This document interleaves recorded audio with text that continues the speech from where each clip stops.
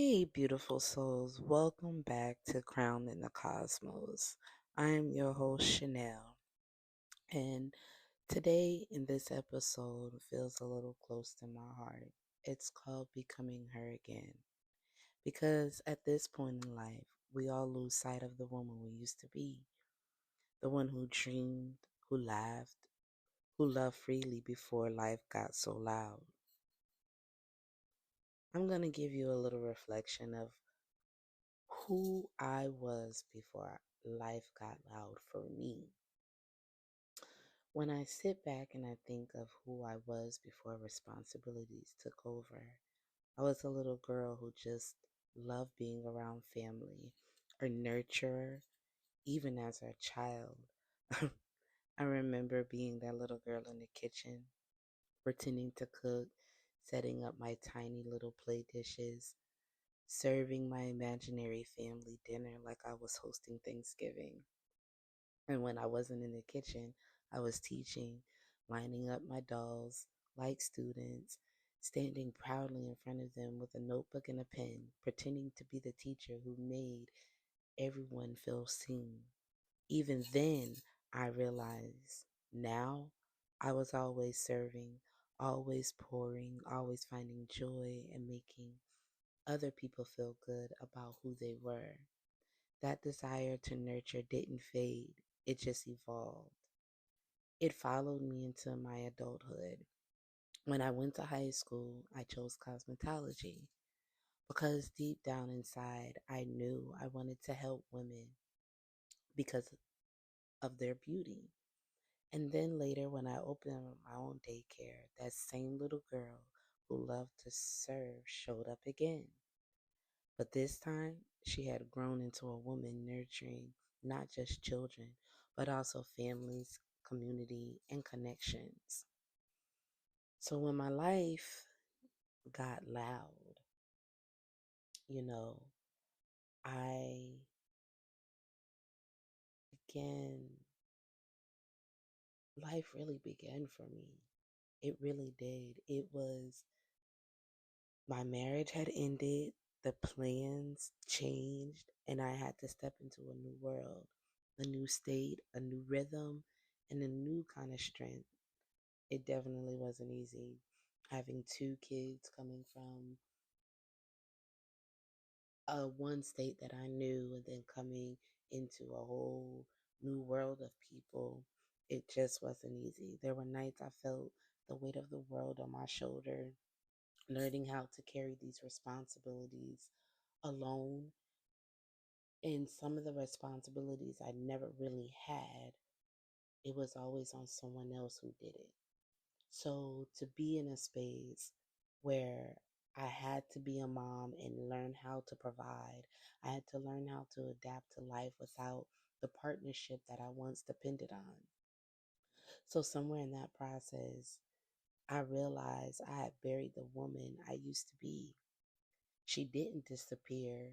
She just went quiet. The homemaker, the nurturer, the woman who smiled in the kitchen, who dreamed while teaching her dolls, who believed she could build a world out of love.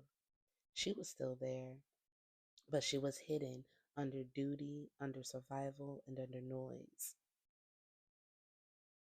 So as time shifted, I had to learn how to reconnect with myself. And when I learned that, that's where the journey of becoming her again really began for me. I started asking myself, who am I outside of what I do for everyone else? What do I enjoy? What makes me feel alive again? And slowly, piece by piece, I started reintroducing myself to me. I started embracing my self care without guilt. I started honoring quiet time as a sacred time and not being so scared to be in my thoughts, but asking God to help me. I started dreaming again, and not from a place of fear, but from a place of my faith. So one day, while I was reading my Bible, I came across this verse, Isaiah 43:19. See, I'm doing a new thing. Now it springs up. Do you not perceive it? I'm making a way in the wilderness and streams in the wasteland. That verse hit my spirit like a confirmation. God wasn't just speaking to me to chase the old version of myself. He was actually calling me to create a new one in grace. But sometimes um becoming her again didn't mean going back to who you were. It means evolving into who you are always meant to be. So, learning how to have the faith and being in that femininity and learning how to gain that balance, balancing my womanhood, motherhood, and faith hasn't been perfect. And in fact, it still isn't. I'm still having, but we're all human. We're all walking different parts of life. So I've learned that it's okay to pour from a full cup, you know, and that starts with choosing myself without guilt. For a long time, I believe self care was selfish, because you have all these responsibilities that you have to do and everything, and you're like, oh, well, I have to do this and I have to do that. And it's okay to take that moment, even if you have to go into the bathroom for 5 minutes just to sit and say, okay, who, or just saying, okay, I'm going to go get my nails done. But I know now it's stewardship.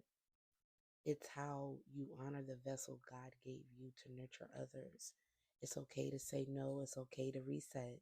It's okay to step back and breathe because your purpose isn't powered by pressure, it's sustained by peace. And when I chose me, I'm not abandoning anyone. I'm simply honoring who God is creating me to be. So, if you're listening right now and you feel like you've lost yourself somewhere between responsibility and reality, this is your reminder. You can become her again. You can rediscover your joy. You can rebuild your peace. You can reintroduce yourself to the woman you were before life got loud and the woman you've destined to be now. So, in this moment, just repeat this with me. It's okay to choose myself without guilt. It's okay to bloom again, even after loss. God is doing a new thing in me, and I'm ready to receive it. I'm going to say that one more time. It's okay to choose myself without guilt. It's okay to blossom again, even after loss. God is doing a new thing in me, and I'm ready to receive it. Beautiful souls, I thank you for spending this moment with me in Crowning the Cosmos. If this message spoke to your heart, share it with another queen who's learning to rise again. And remember, you don't have to chase the old version of you. You can create a new one in grace.